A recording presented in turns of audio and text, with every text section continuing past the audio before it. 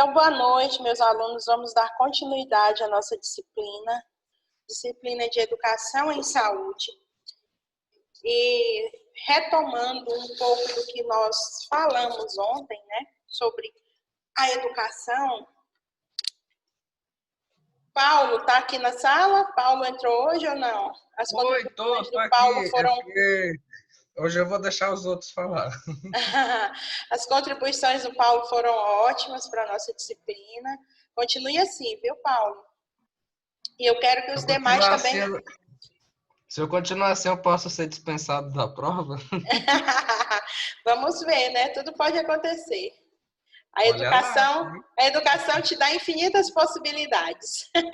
Então, para quem está chegando agora, ontem o Paulo fez algumas colocações bem interessantes, né?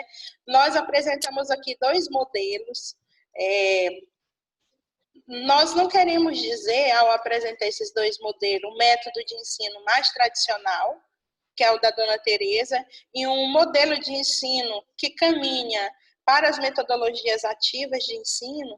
A gente não quer dizer que esse modelo aqui, ele é de todo ruim, certo? O modelo da Dona Teresa. A gente só quer dizer que, às vezes, esse modelo, ele não deve ser aplicado na educação popular, para a educação popular, na educação em saúde. Compreende?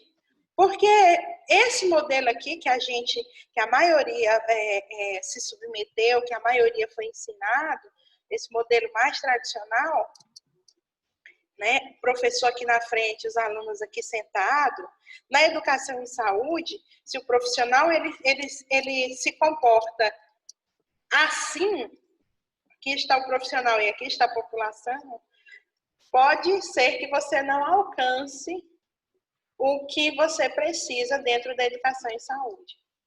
Então, esses 2 modelos são interessantes. Aí você me pergunta assim, né? Mas, professora, qual que eu devo aplicar? Gente, sabe, é como se você, na educação em saúde, é assim. É como se você tivesse uma agulha, certo? E várias linhas. Qual linha você vai seguir? Aquela que melhor entrar no buraco da sua agulha, simples assim. Por exemplo, tem turmas lá na faculdade que eu trabalho só nessa metodologia tradicional. Tem turmas, por exemplo, saúde coletiva, a gente trabalhou ela toda, quem aqui lembra? Toda na metodologia ativa. Aí vocês reclamavam que os alunos participavam de gincana, então eles faziam muitos barulhos, muitas comemorações, e às vezes atrapalhava a sala ao lado. Por quê? Porque, dependendo da turma, a gente faz um trabalho dentro da metodologia ativa.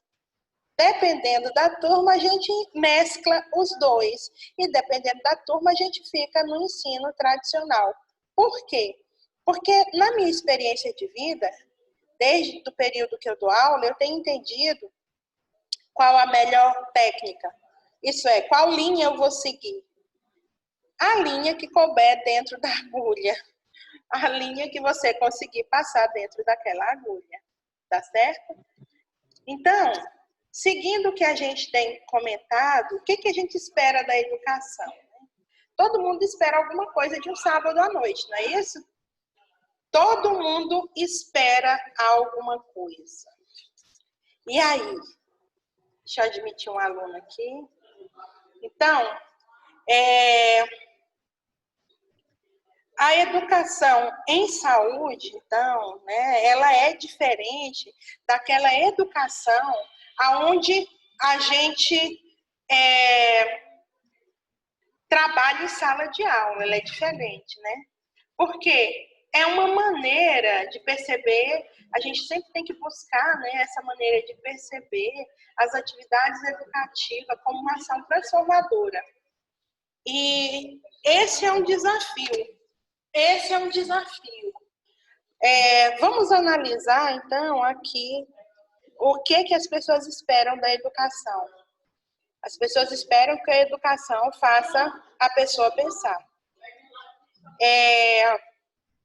também espera que a educação os ajude, né, mais com a cabeça, a usar a cabeça do que as mãos.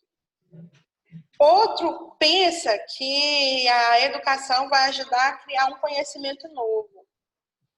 Também vai aumentar o conhecimento, o interesse por desenvolver outros assuntos. Tudo isso aqui, gente, são falas do que as pessoas esperam da educação. Tá certo? E quanto mais respostas sim para essas perguntas, se a pessoa diz, nossa, é isso mesmo, eu espero que a educação resolva as situações, problemas do dia a dia, me ajude a resolver as situações, problemas do dia a dia. Então, o olhar dessa pessoa vai ser um olhar que vai proporcionar enxergar o seu papel e enxergar também qual é o seu papel na solução dos problemas de saúde. E uma coisa interessante que a gente falou ontem, que o Paulo até ficou assustado, né, Paulo? Mas o que eu vou ensinar, né? Bom, eu gosto muito dessa frase aqui do Paulo Freire, que diz que ninguém educa ninguém, ninguém educa a si mesmo. Os homens se educam entre si, mediatizados pelo mundo. Isso é, Paulo Freire, ele, principalmente na educação de adultos, né? Ele tem um trabalho fantástico. Publicações e publicações, ele tem A Pedagogia do Oprimido, que é um livro muito bom, ele é referência no mundo. Principalmente, ele veio trabalhando, gente, com ensino para pessoas adultas. E o ninguém educa ninguém já choca a gente, não choca, Paulo? Certeza. Tô assustado até agora aqui. Ninguém educa ninguém, meu Deus, como assim? Então eu não vou para a faculdade para ser educado? Eu não vou para a escola para ser educado? E ninguém educa a si mesmo, como assim? Os homens se educam entre si, mediatizados, isso é, mediante o mundo. Então, é interessante, vocês vão assistir o documentário Paulo Freire contemporâneo, né? E é muito interessante, porque a educação tem que ter esse diálogo, né? E aquilo que a gente falou ontem, o seu conhecimento e o meu conhecimento precisam dialogar para que a gente possa construir aí um novo conhecimento dentro desse modelo, dessa perspectiva de problematização. É isso que Paulo Freire, de uma certa forma, estava falando.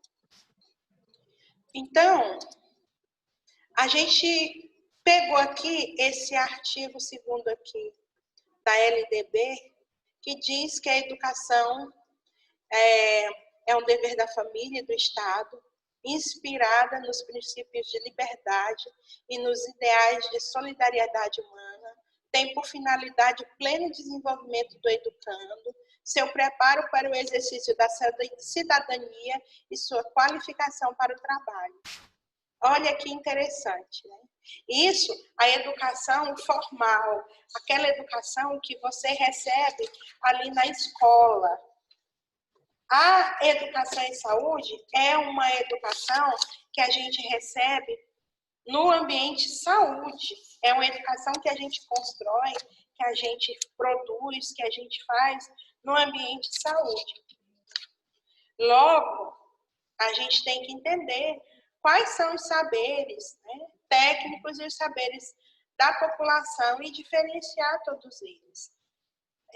Porque, assim, Paulo Freire, então, ele acreditava, né, que esse mediado pelo mundo, né, porque para ele o conhecimento ele é construído entre todas as pessoas que estão ali fazendo parte desse processo.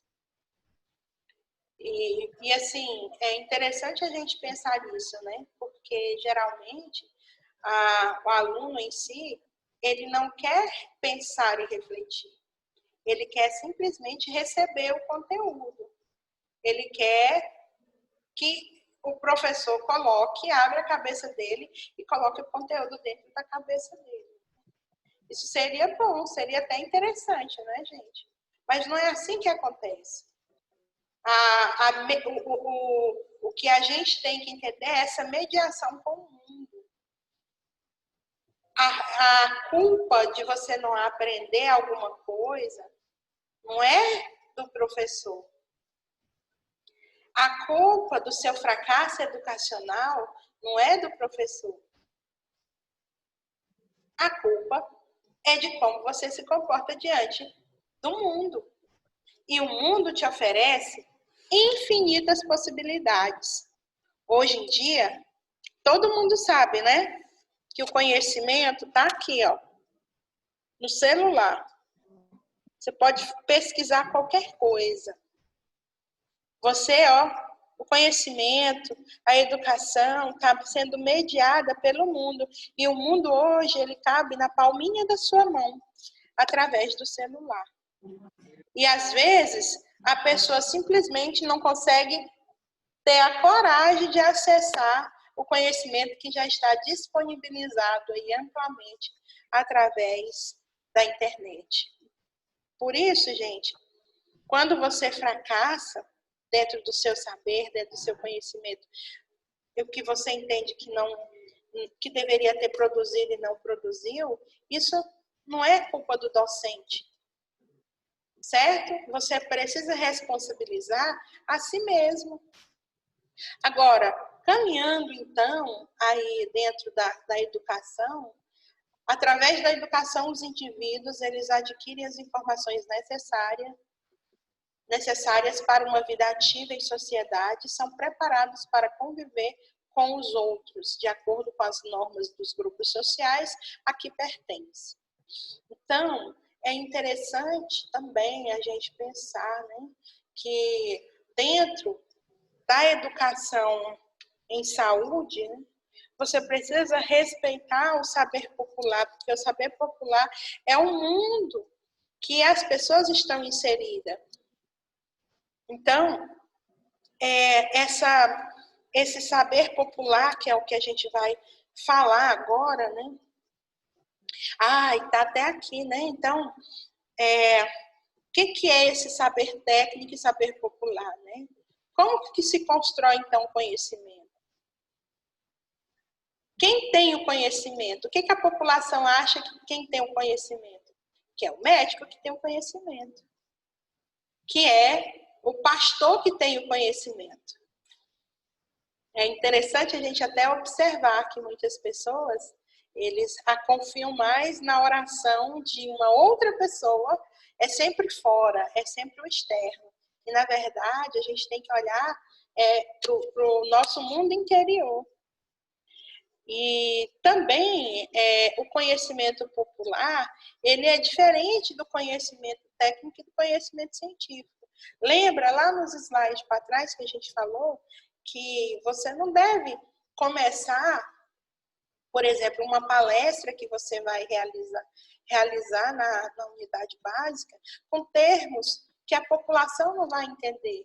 Você deve realizar uma palestra o mais parecido ou pareado com aquilo que a população já sabe. Porque se você simplesmente colocar um linguajar que é desconhecido pela população, não vai produzir nenhum efeito. O conhecimento é socialmente construído e a sua reconstrução é uma ação coletiva que contém o individual. É muito interessante a gente pensar acerca disso também, né? Porque o conhecimento, essa construção é social, é no coletivo. É coletivo, mas também tem o seu elemento individual, porque o indivíduo tem que querer. Não basta só eu ter a melhor técnica de ensino, não basta ter todos os materiais necessários, o espaço favorável, se o indivíduo não quer. O indivíduo tem que querer, é uma escolha pessoal. Aqui nós tínhamos algumas perguntas para vocês responder, mas não vamos adentrar isso aí. Nós vamos apenas pensar alguns exemplos aqui dentro do que é o saber popular, tá? E como que você vai, com o seu saber técnico, orientar essa população. Então, isso aqui é textos reais, são falas reais de uma pesquisa, aonde, conversando sobre a hanseníase, né, as pessoas que estavam em tratamento em uma unidade básica de saúde, eles disseram como que pegaram a doença. Qual foi uma resposta? Olha a primeira resposta. É de família, vem do sangue, é hereditária. A pergunta que o pesquisador fez, como você acha que pegou essa doença? E o que a pessoa disse? É hereditária, veio do sangue. A Ellen está dizendo que está falhando. Ellen, pode ser sua internet, porque para mim está tudo bem aqui, tá? Pode ser a internet, aí você tem que ver aí a conexão, certo? É a sua internet mesmo. Olha o que outra pessoa disse. É através do vento, do ar e da água, de capim, da sujeira, de comida remosa, de pó de andaime, de bicho de obra em construção, de mordida de cobra, de formiga, de picada de inseto, de friagem do tempo, de imundície do lixo, de água verde parada, de mau cheiro do porão, de dormir molhada, de tomar chuva com o corpo suado, de trabalhar na roça. Tudo isso, gente, acerca da hanseníase, tá certo? Olha outra fala. Você limpou o chão? Fecha aí o microfone. Através da relação sexual, da sífilis, do calor do assento da pessoa doente, de uso de toalha, sabonete, cama, roupa da pessoa doente, de beijo, de bafo, de objeto do doente contaminado. Na verdade, ó, aqui, ó, associando, esse aqui associando até a falta de cuidado do puerpério e menopausa. E também a predisposição da pessoa para pegar muita doença. E cobaia de remédio. Também apanhou de familiares com hanseníase, ou de objeto contaminado, ou de sujeira, de relação sexual. É uma herança hereditária, é uma herança religiosa. E muitos não tinham ideia, é um mistério, ninguém da família tem. Então, aqui nós já estamos observando o quê? Nós estamos observando que o saber popular, ele é amplo. Ele é amplo. E como que você vai adentrar dentro desse saber popular? Então, vamos lá. O pesquisador também perguntou qual o melhor remédio. Olha aqui. Um deles falou o seguinte: eu escuto todos os dias a rádio, os dias no rádio, a oração do Gregório. Todos os dias ele fala da lepra, ele lê a oração muito bonita. Jesus sofreu tanto, por que vamos desanimar? Por isso vou em frente e tenho fé. Outro, sou crente da Assembleia de Deus. Quando não tem povo nessa, eu corro para Deus é amor, a divina cura, ele cura mesmo. E o Espírito Santo, lá eles curam mesmo. Eu fui lá com reações e saí bom. Ó, aqui, outro associando, então, a uma novena. Qual o melhor remédio para hanseníase? Outro está dizendo o quê? Que o bom mesmo é o benzimento em centro espírita. Que curou a doença, procurou um médico espírita, ele operou e sarou. Outro está dizendo que uma promessa é o melhor remédio. Tudo isso, gente, são saberes populares. Que fez novena. Então, quando a gente analisa, então, tudo isso, né, a gente pode observar que tem aí algumas características no processo de educação. E a gente precisa entender que esses dois saberes, tanto o saber técnico quanto o saber popular, eles são diferentes, mas eles não são necessariamente opostos.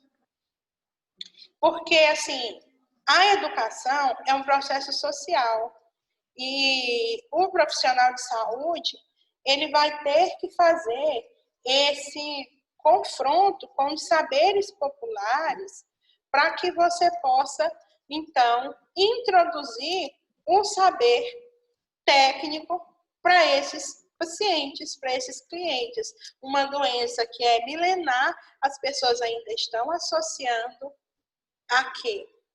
Associando ao sangue, à hereditariedade, ao calor, à formiga, ao formigamento, ao inseto, à friagem. E em relação ao remédio também. Então, apesar de serem distintos, de ser diferente, tanto o conhecimento, o saber técnico e o saber popular, eles não são totalmente opostos. Então, no dia a dia, a gente vai entender que a população, ela desenvolve o seu saber, que é o saber popular. E isso precisa ser considerado pelo profissional. Às vezes, o profissional olha para tudo isso aqui, o que ele vai fazer? Criticar, dizer que está errado, não levar em consideração. Só que o profissional educador em saúde, ele precisa dizer que ele precisa saber, né? Não dizer, mas saber que, embora isso aqui não tenha uma sistematização científica, vamos dizer assim, tem essa sistematização coletiva, porque as pessoas acreditam nisso.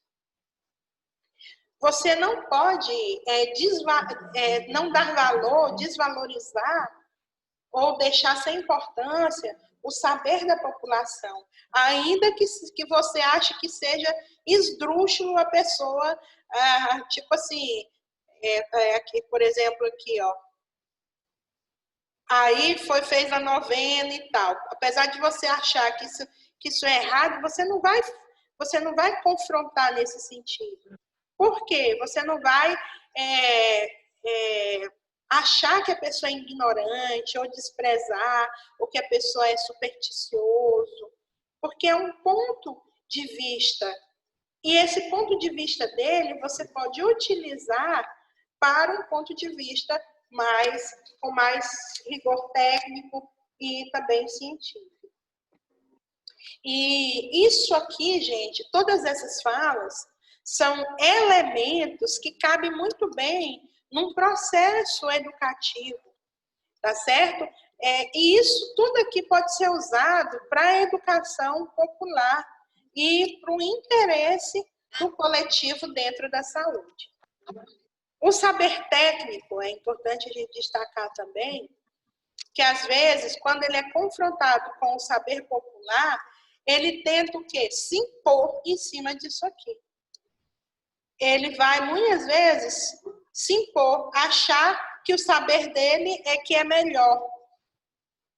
E aí, a gente faz aí que é importante, é o diálogo. Esse diálogo ser estendido aí para a realidade dessa população, no sentido que esses dois saberes, eles podem caminhar juntos. Tudo isso aqui são elementos importantes, são um conjunto de saberes dessa população que pode, sim, ser utilizado pelo profissional para transformar a realidade de saúde da população. Aqui, esse profissional, ele pegou as falas aqui, ó, da leishmaniose. Então, esses depoimentos são muito interessantes. O jeito como as pessoas falam, ó, meu marido tinha 2 perebas, uma na perna, outra nas costas. A da perna foi comendo e chegou até o osso. Essas perebas apareceram como um pé de cabelo. Fumo no médico, doutor, e ele não deu jeito. Aí nós foi numa entendida curandeira que recebe o caboclo rei dos índios, ele disse que tinha que rezar muito, tomar banho de folha e mandou passar pomada Josalém. Olha aí. Olha aí a paciente falando. Olha aqui a atendente de saúde. Gente, isso aqui é um diálogo riquíssimo, porque enquanto profissional, você pode ir até essa curandeira aqui e fazer um trabalho de educação em saúde com essa curandeira, porque essa curandeira é uma referência no saber popular. Tudo isso aqui você pode utilizar. Olha aqui, ó, a igreja aqui é uma referência no saber popular. A rádio aqui, ó, tá vendo? Assiste na rádio. É outro, tá? É outra estratégia boa que você vai utilizar.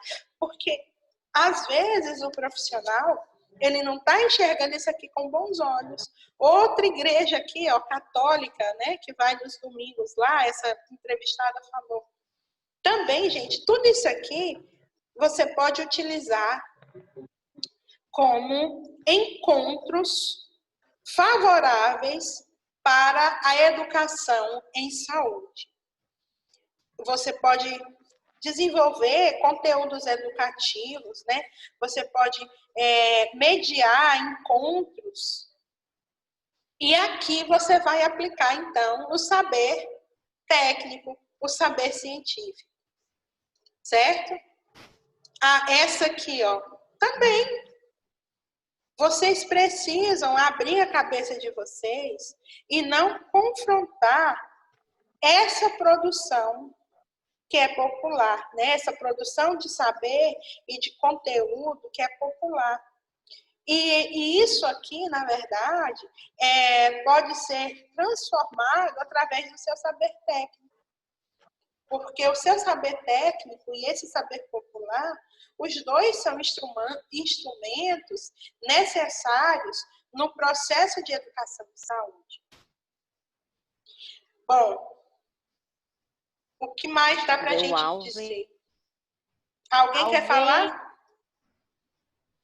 Alguém quer falar? Quer fazer alguma colocação? Gente, estamos quase indo para o intervalo. Alguém quer falar alguma coisa? Perguntar alguma coisa?